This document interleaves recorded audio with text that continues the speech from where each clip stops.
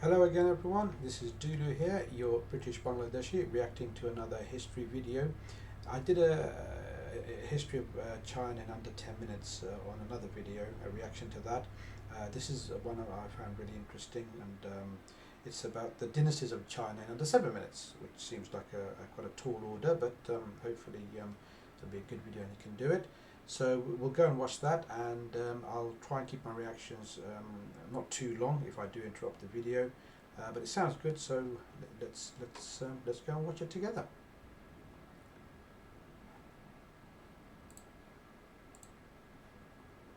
Chinese history has been centered around and between its great rivers, most notably the Yangtze River Valley in the south, and in the north. I'm just going to make sure it's recording. I've made that mistake in the past. So yeah, it's all fine. We'll carry on. North, the Yellow River. Even in Neolithic times, the fertile plains surrounding the rivers could support large populations, with large surpluses of food, enabling these Stone Age cultures to cultivate a variety of crops and domesticated animals while becoming increasingly sophisticated. The Lung Shan introduced silk production and created a refined form of strong yet extremely thin pottery with near machine-like precision. These early peoples were extremely vulnerable to the flooding of these great rivers. Many thousands could die from an unexpected flood. From the Lun Shan evolved the semi-mythical Xia dynasty, who was able, through sophisticated irrigation techniques, protect the cities from flooding and further increase crop yields. This possibly enabled the first emperors to rule over multiple peoples, ensuring they were fed and protected from natural disasters. I always find it interesting that in ancient times, especially when an emperor or a king was able to somehow tame nature, i.e. in this case stopping flooding and people's homes and livelihoods being destroyed, or tame nature in some other way, they were always seen as having magical powers by the populace, and this probably allowed them to rule them and make it easier to rule people, because the people were already thinking, oh, these must be demigods or gods themselves. And it's quite interesting how this seems to happen over and over again, especially in ancient times. And who knows, maybe in modern times in some parts of the world, who knows? And they were said to have the mandate of heaven. The Xia would be conquered by the Shang. These extremely warlike people brought the Middle Kingdom fully into the Bronze Age, and into history, because they were the first to begin to widely use writing. They were known for their cruelty and incorporated vast amounts of slaves into their armies. They would be conquered by the Zhou dynasty, whom were aided by many slaves defecting from the Shang to join their cause. The long-lived Zhou dynasty saw the development of some fundamental institutions within society, chiefly the philosophies of Taoism that advocated humility and religious piety to live a harmonious and fulfilling life, and Confucianism that emphasized living a rational life to be most fulfilled. A complex feudalistic system also developed. Just occurred to me, I always forget to say this, but please do subscribe to my channel, and if you can, do make a contribution, even if it's $1 or whatever you can afford. There's a link below to coffee, so you can pay for a coffee there. And do please subscribe. Just hit the subscribe button, and you can log into your YouTube account, and that's all you need to do. So yeah, I always forget to say that, so please do that. 70 quasi-independent states paid homage to a single emperor. Over the centuries, these states developed independent cultures and identities, and the Zhou Empire devolved into nation-states, entangled in near-constant warfare with each other. Out of centuries of chaos, the state of Qin, under the emperor Qin Shi Huang, united all under heaven, and is considered the first leader of a unified China. In order that China stay unified, he is said to have ordered a massive amount of book burnings and executed scholars to erase the histories of the individual states, so that the nation should only have one identity and one history. Yes, that always annoys me as someone who does like books. For any budding leaders in the future who are out there now, please don't burn books. All it does is make your society weaker in the medium to long term, because all of that knowledge you'll be destroying. But if you don't destroy them, somebody will come along in the future, read those books and build upon them and make your society even stronger, so that you don't get conquered by others and you can stay ahead, technologically and otherwise. So, just some advice to budding leaders in the future: please don't burn books. There we go. That's my gripe for the day. Qin Shi Huang ordered the construction of large portions of the Great Wall of China, built a massive canal connecting the north and south of the country, and built an impressive tomb, among many other projects during his reign. His dynasty would not last long, though. Following the death of Qin Shi Huang, the empire descended into revolt and chaos. The province of Han consolidated power and maintained the unified realm. The Han were contemporaries of the Roman Empire, and would export massive amounts of silk over what would become known as the Silk Road. Because this was so profitable, they expanded the empire westwards to control the vital trade route. This is considered China's first golden age, and this period saw many famous generals and scientific advancement.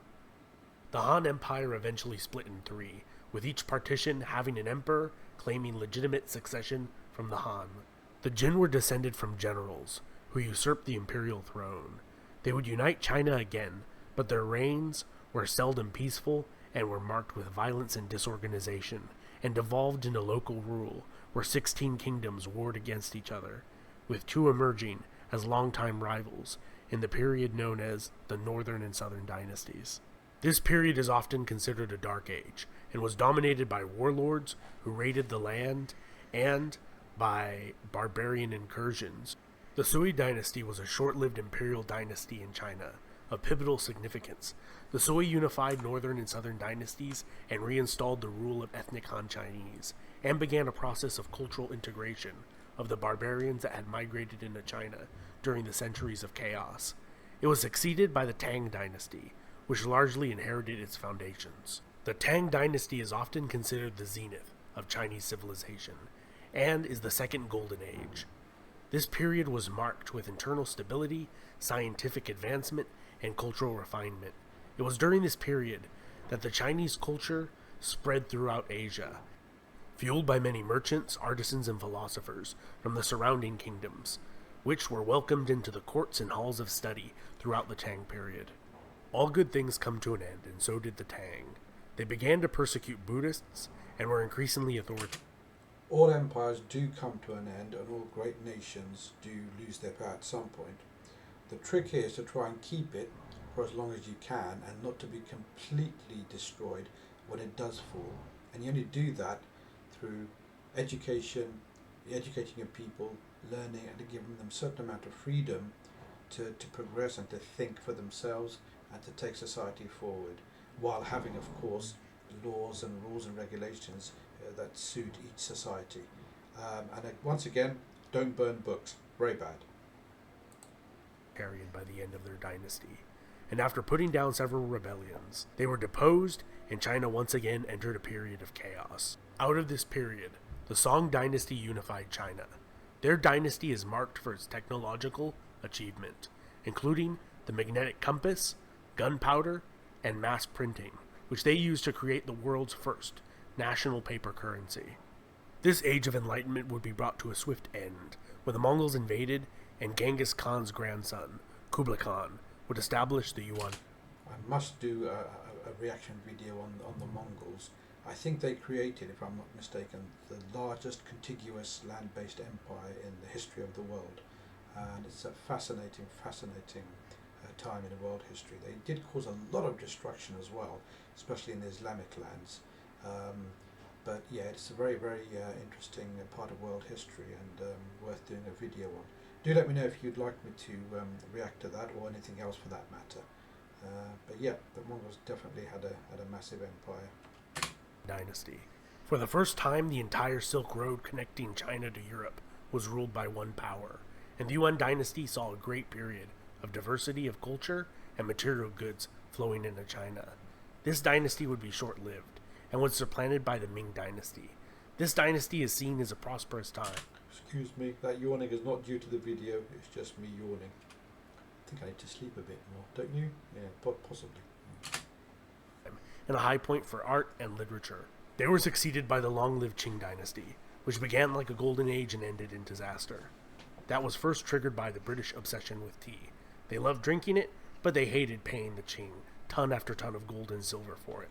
So they came up with an evil empire solution if there ever was one, and illegally flooded China with opium. When the Qing clamped down on the British opium trade, the British went to war to make sure that the opium kept flowing into China. China stagnated afterwards and closed itself off as much as possible from the West. And in 1911, the last emperor of China was removed from the throne in a deal made by the board. I just need to pause it there. It's astonishing what empires will do and what societies and people will do for money, and how they will ruin other countries and other nations just to make more money. It's not just about the British or the Western European imperial powers in the last 200 or 300 years. They were the last empires, if you like. That's why we remember them more, and it's become fashionable to criticize them. But the point is, Western Europe are relatively new boys on the block in terms of world history. The greatest empires have always been in Asia and North Africa, and once or twice with the Greeks and the Italians, of course, in Europe.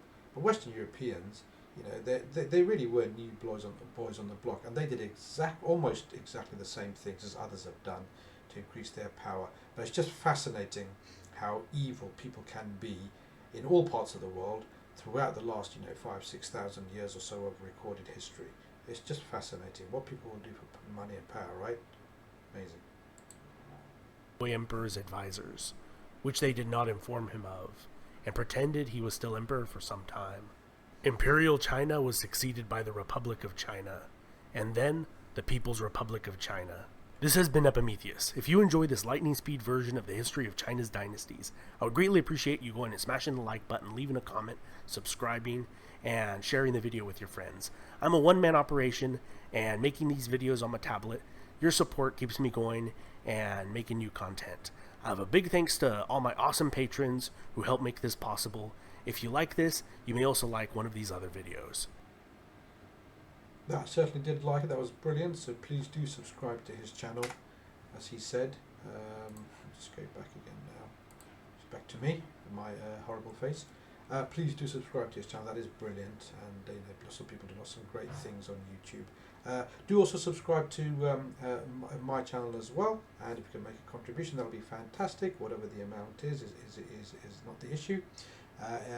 So yeah, that was really interesting actually. The dynasties and a brief history of China in 7 minutes.